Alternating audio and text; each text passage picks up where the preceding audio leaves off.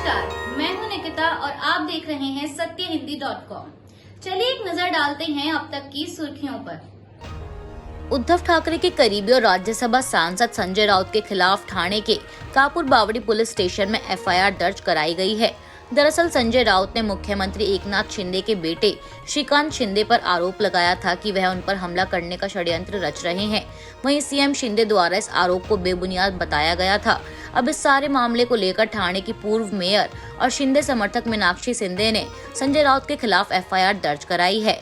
कापुर बावड़ी पुलिस ने संजय राउत के खिलाफ आईपीसी की धारा 211, 153A, 501, 504, 505(2) के तहत केस दर्ज किया है। मीनाक्षी के मुताबिक इस तरह पुलिस कमिश्नर को चिट्ठी लिखकर और मीडिया में बयानबाजी करके सांसद रहते हुए संजय राउत समाज में वैमनस्य और कटुता फैला रहे हैं। इससे शांति व्यवस्था भंग हो सकती है। राउत ने अपमानित करने वाले शब्दों का भी इस्तेमाल किया है, इसलिए उनके खिलाफ एफआईआर दर्ज कराई गई है। तजाकिस्तान में 6.8 की तीव्रता का शक्तिशाली भूकंप आया है और इस भूकंप का केंद्र तजाकिस्तान के मुरघोब के 67 किलोमीटर पश्चिम में था। यूएस जियोलॉजिकल सर्वे के अनुसार यह भूकंप बेहद शक्तिशाली था। तजाकिस्तान और चीन के सुदूर पश्चिमी सीमा पर शिनजियांग प्रांत के करीब गुरुवार सुबह भूकंप से धरती कांप उठी। यह भूकंप का केंद्र 20 किलोमीटर गहराई में था। जानकारी के अनुसार यह क्षेत्र काफी ज्यादा आबादी वाला नहीं है।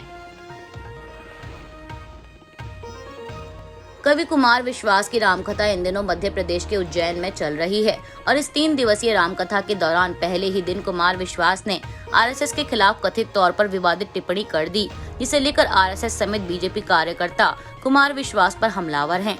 दरअसल उन्होंने किसी बात पर यह कह दिया था कि वामपंथी कुपढ़ हैं और आरएसएस अनपढ़, और उनकी इस टिप्पणी के बाद बीजेपी कार्यकर्ताओं ने उन्हें चेतावनी दी कि अगर कुमार विश्वास ने माफी नहीं मांगी तो उनकी रामकथा जारी नहीं रहने देंगे और न ही उन्हें उज्जैन में कदम रखने देंगे।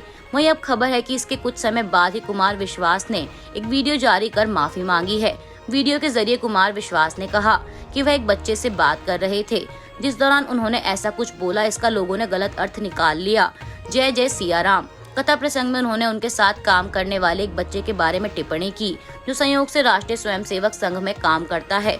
पढ़ता लिखता कम है, बोलता ज्यादा है। मैंने उससे बस यह कहा कि तुम पढ़ा लिखा करो, तुम पढ़ते नहीं हो। वामपंथी कुपढ़ हैं और तुम अनपढ़ हो, और इसे कुछ विघ्न संतोषियों ने ज्यादा फैला दिया है। कुमार विश्वास ने आगे कहा कि बुधवार को उन्हें ये पता चला कि कुछ लोग रामकथा भंग करने की बात कर रहे हैं, तो एक बात याद रखिए कि रामकथा भंग कौन करता है।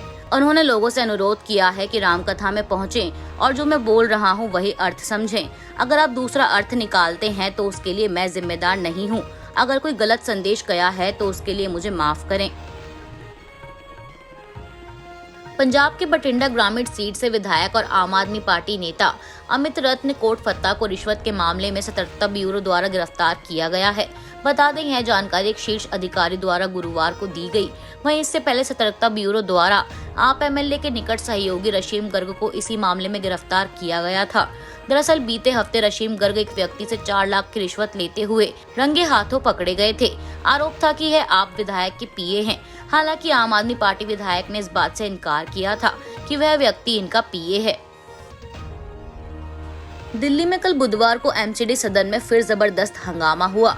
दरअसल बीजेपी पार्षद मेयर के वेल के पास नारेबाजी कर रहे थे और इस दौरान हाथापाई तक नौबत आ गई।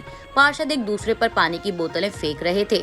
आपको बता दें कि कल बुधवार को दिल्ली मेयर का चुनाव हो गया है और आम आदमी पार्टी कैंडिडेट शैली ओबरॉय को राजधानी दिल्ली का नया मेयर चुना गया है।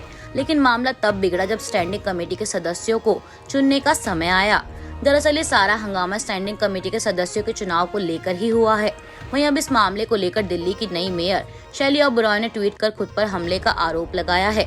शैली ओबरॉय ने ट्वीट में लिखा कि बीजेपी पार्षदों ने वेल में आकर हमला करने की कोशिश की।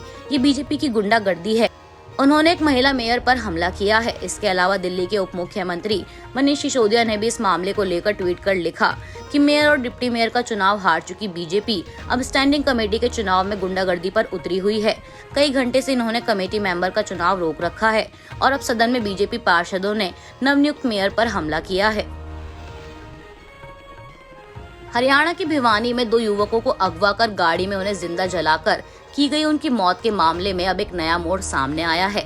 दरअसल राजस्थान पुलिस ने इस मामले में जिस मोनू मानेसर को मुख्य आरोपी बनाया था, अब उसके नाम पर पुलिस ने चुप्पी साध ली है। आपको बता दें, पुलिस द्वारा बुधवार को 8 आरोपियों की लिस्ट जारी की गई है, जिसमें मोनू मानेसर का नाम नहीं है। हालांकि राजस्थान पुलिस द्वारा जारी तस्वीर में मोनू का नाम है, लेकिन ये मोनू मानेसर नहीं है, बल्कि भिवानी के पालुवास इलाके का रहने वाला मोनू है। यानी कि मोनू मानेसर को लेकर राजस्थान और हरियाणा से लेकर दिल्ली तक बवाल हो रहा है, जिसे लेकर असदुद्दीन ओवैसी और सभी विपक्षी पार्टियों ने बीजेपी पर निशाना साध रखा है। उस मोनू मानेसर की बजाय राजस्थान पुलिस ने बुधवार को किसी दूसरे मोनू की फोटो रिलीज की है। भरतपुर रेंज के आईजी गौरव श्रीवास्तव के मुताबिक आरोपियों की फोटो उन सबके खिलाफ सीसीटीवी समेत दूसरे इलेक्ट्रॉनिक एविडेंस मिलने के बाद की गई है।